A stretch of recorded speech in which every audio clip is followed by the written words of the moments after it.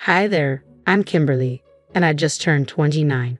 Once, I made the questionable choice to marry a man burdened with a mountain of issues.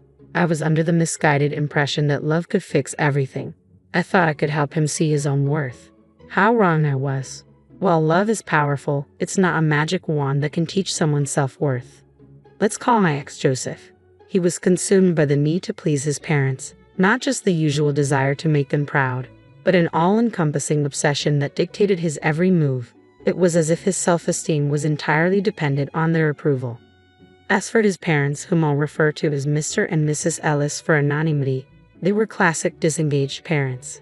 Their lack of involvement left Joseph yearning for their attention and validation, which was truly heartbreaking to witness. I soon realized I couldn't fill the emotional void they created.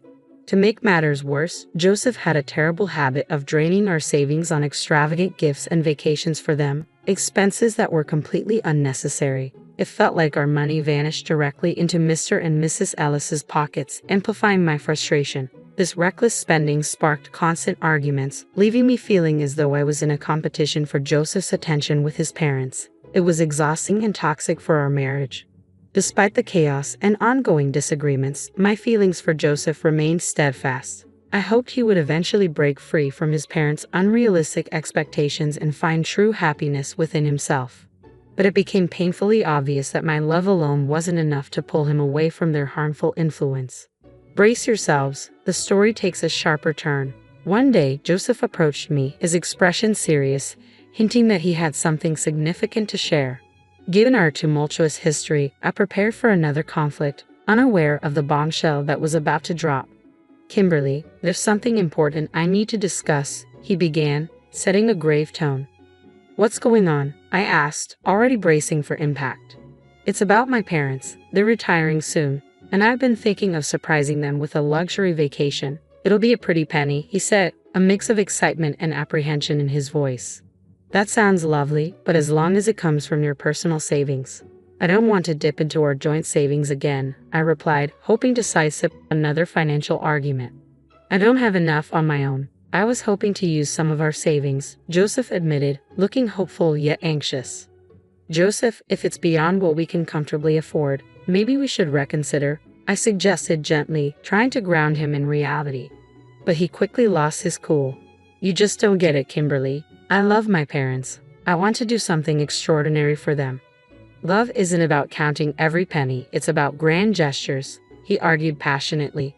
I responded, "But love also means being there for each other and making sacrifices together, not at the expense of our financial stability. This trip might mean a lot to them, but we have to consider our future too." Joseph remained adamant. "I have to do this for them. I thought you of all people would understand. They're everything to me." "And you're everything to me, Joseph, but we need to be practical. We can't just deplete our savings for a single trip," I reasoned, hoping to find some common ground. He accused me of being selfish, unable to grasp the significance of his gesture. "It's not about being selfish, it's about being sensible and planning for what's ahead," I explained, curious about how much he intended to spend. When he mentioned needing all of it, my heart sank. "All of our savings? That's reckless," I exclaimed, shocked by the scale of his request. "You're being heartless," he shot back, convinced I didn't understand his desire to make his parents happy. "No, Joseph, I'm being realistic. We can't afford to give away $85,000 on a whim," I said, my patience wearing thin. His offhand mention of getting the money back later only deepened my frustration. "Really, Joseph? That's not how this works," I snapped, my sarcasm barely hiding my disbelief. It was clear we had reached an impasse, our differing views on love, responsibility, and financial security colliding more than ever. The argument escalated, our voices rising, and soon objects were flying across the room, shattering on impact as if punctuating our heated exchange. In the midst of this chaos, Joseph dropped a bombshell. "If you can't support me on this, I want a divorce." He probably expected me to panic, to desperately cling to the remnants of our marriage. Instead, I found a calm resolve within myself. "Okay, Joseph, if that's truly what you want." The shock on his face was unmistakable. He had anticipated tears, pleas for him to reconsider, but all he got was my unwavering stance. I was done indulging his fantasies. If he wanted to squander his future chasing shadows, he was free to do so without me. I didn't hold back my words. I laid everything on the table. making it clear that Joseph's endless quest for his parents' approval was as futile as trying to shield oneself from a storm with just an umbrella, an exercise in futility. He tried to counter my points, but a simple raise of my hand silenced him. I expressed my exhaustion from fighting for a love ensnared by unrealistic expectations and an unquenchable thirst for validation. "Go ahead and spend your fortune chasing after those who hardly acknowledge you," I said, firm in my resolve to break the cycle of disappointment and empty promises. In that moment, the harsh truth hit him. The grim reality of our situation finally dawned on him. Our marriage had devolved into a battleground, and it was time to raise the white flag and seek peace on separate paths. A month has passed since the divorce was finalized, and I can honestly say the feeling of liberation is exhilarating.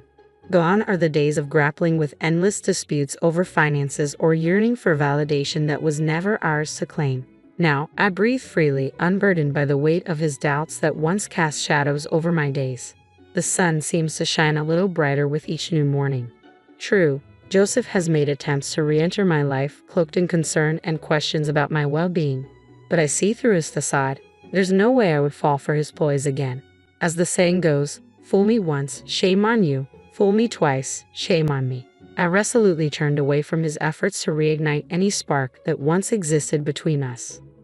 I realized I had invested too much in trying to fix someone who wasn't interested in changing.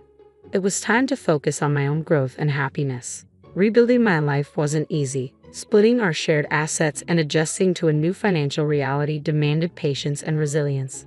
I had grown accustomed to a certain way of living, but adapting wasn't unfamiliar to me. I embraced the hard work required to reconstruct my life anew, discovering strength and independence I didn't know I had.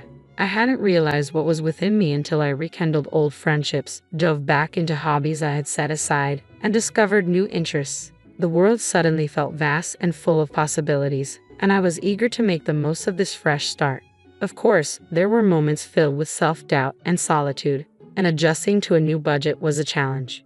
The wounds from my dissolved marriage didn't heal overnight, but with each passing day, I found solace in knowing I was no longer sacrificing my happiness for someone else's insecurities. The ease with which I moved forward felt like a sign that I had clung to a lost cause for far too long. It amazed me how much I could achieve once freed from that burden. A month later, I was still navigating these adjustments, but I was flourishing all the same. Joseph's incessant messaging took on a new tone. He now painted himself as the protagonist of a dramatic tale, claiming to be in danger and insisting that I meet with him. Exhausted by his constant attempts to contact me, I knew it was time to confront the situation. "Joseph, we've been through this. We're divorced. It's time for us to move on," I stated firmly. "Kimberly, please. I just need a moment to explain. I'm in serious trouble and you're the only one I can turn to for help," he implored. Perhaps it was the long absence of his voice, or maybe he truly sounded scared, but against my better judgment, I agreed to meet. "Fine, but we're not meeting at my place. Let's go to that cafe we used to frequent. No tricks, understood?" "Thank you, Kimberly. I promise I just need someone to listen. You're the only one who understands me," he replied, relief evident in his tone. "I know what you're thinking. Why would I agree to meet Joseph after everything?" Believe me, I question my own decision, yet there's a part of us that sometimes succumbs to a mix of curiosity and lingering concern, no matter how strong we are. I couldn't ignore his plea. Divorce or not, a part of me still cared. So there we sat, opposite each other in a charming bistro, enveloped by the comforting aroma of coffee. However, not even the pleasant scent could soften the thick air of tension between us. Observing Joseph, anxiety etched across his face as he tried to tug at my heartstrings with those sorrowful eyes, was almost amusing this time. However, I wasn't swayed. Leaning back, I maintained a composed demeanor, ready to hear him out while firmly keeping control. I intended to steer this conversation on my terms. "Okay, Joseph, you have my attention for now. What's the supposed danger you're in? And just to be clear, playing the hero isn't on my agenda anymore. I'm done cleaning up your messes," I said, keeping my tone firm yet open. Joseph exhaled deeply, his face a mix of regret and desperation that was almost pitiful to witness. Still, I steeled myself against any emotional manipulation. "I know I've made mistakes, Kimberly, but this situation is different. I've gotten involved with some seriously bad people. I owe them a lot of money, and they're not known for their patience," he confessed. I couldn't help but raise an eyebrow, skeptical of his dramatic tale. Really, Joseph? Dangerous people? Are we revisiting the story of your imaginary friends who always seem to attract trouble? My disbelief was hard to hide. His expression shifted to one of hurt and frustration, clearly hoping for a more sympathetic ear. No, Kimberly, this isn't made up. I'm in deep trouble, and coming to you was my last resort, he insisted, desperation lacing his voice. So let me guess, you spiraled after our divorce, and now you're in debt. Was it that trip you mentioned? I couldn't keep my voice down, drawing curious glances from other cafe patrons. I shot them an apologetic look, trying to regain my composure. I got caught up in something foolish, I admit, but now I'm in a mess that's bigger than I can handle alone, Joseph said, his gaze pleading. My frustration was close to boiling over. How could he waltz back into my life with yet another crisis? Yet beneath, I couldn't completely ignore the last shred of empathy I felt for him. How much do you owe? I asked, bracing myself. $45,000, he responded sheepishly. $45,000? Joseph, are you out of your mind? The cafe patrons turned their heads, their stares sharp as knives. This time, I didn't bother to apologize for my outburst. If they were in my shoes, hearing what I was hearing, they would likely react the same way. Kimberly, please, I'm begging you. I've got nowhere else to turn. I know I've made a mess of things, but you're the one person who really believed in me, Joseph pleaded, his eyes shining with a sincerity that reminded me of the man I once cared for. I once loved him, but those days were long gone. My priority now was self-preservation, even if it meant walking away from him. Don't pull at my heartstrings, Joseph. It's way too late for that, I said, struggling to comprehend the magnitude of his situation. At most, I need $112,000, but I owe $45,000, he replied, his voice a mix of disbelief and indignation. Overwhelmed, he began to cry, oblivious to the uncomfortable glances from others around us. Joseph, calm down. This isn't the place for a scene, I said, trying to grasp the full extent of his predicament. What's going to happen if you don't pay it back? They're threatening to hurt me, Kimberly. I'm not joking. This is really bad, he managed between sobs. I recognized the gravity of his situation and softened a bit. Okay, Joseph, start from the beginning. Tell me everything. He recounted his story, explaining how he had tried to finance an extravagant trip for his parents but had relied on a friend who ultimately let him down, leaving him trapped in significant debt. As he spoke, I felt a whirlwind of emotions, frustration at his recklessness and begrudging amusement at the irony of his predicament. So, you borrowed money from dangerous people to impress your parents who haven't even acknowledged your efforts? I asked incredulously. Joseph's face fell, tears streaking down his cheeks as he faced the bitter truth. It's true. Since that trip, it's like I don't exist to them, he admitted, remorse palpable in his voice. Despite everything, I couldn't help but feel a twinge of sympathy for him.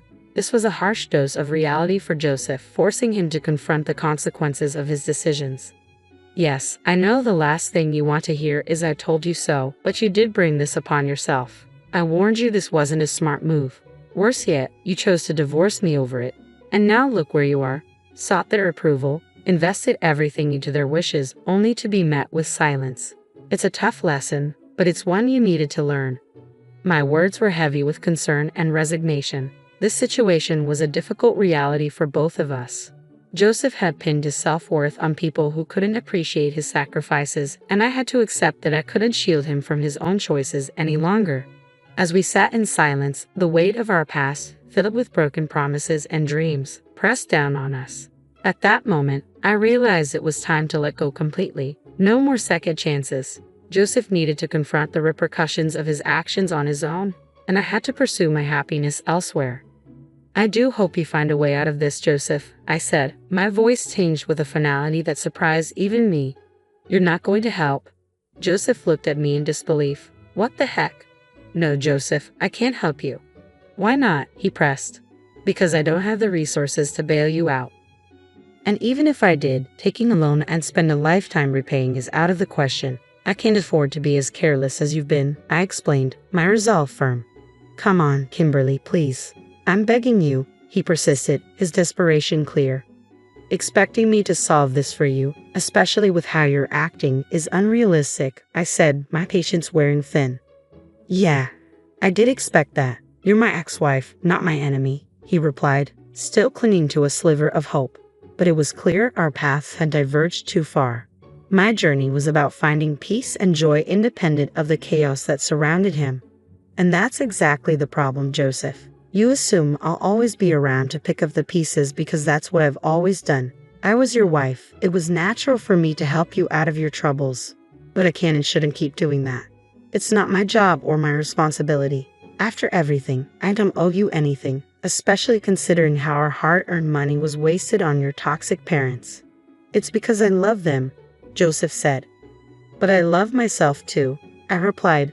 Loving myself means doing what's best for me, which includes protecting my well-being. Joseph lowered his gaze, a sign of concession. He understood the assistance he sought wouldn't come from me. Since you seem to be out of options, I'll offer you one piece of advice.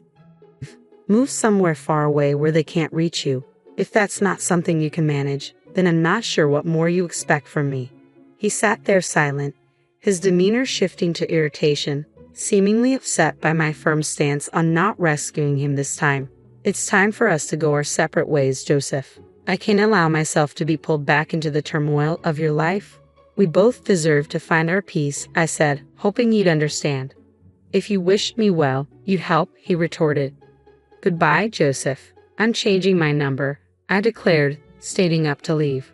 As I walked away, Joseph remained seated, his expression a complex mix of feelings.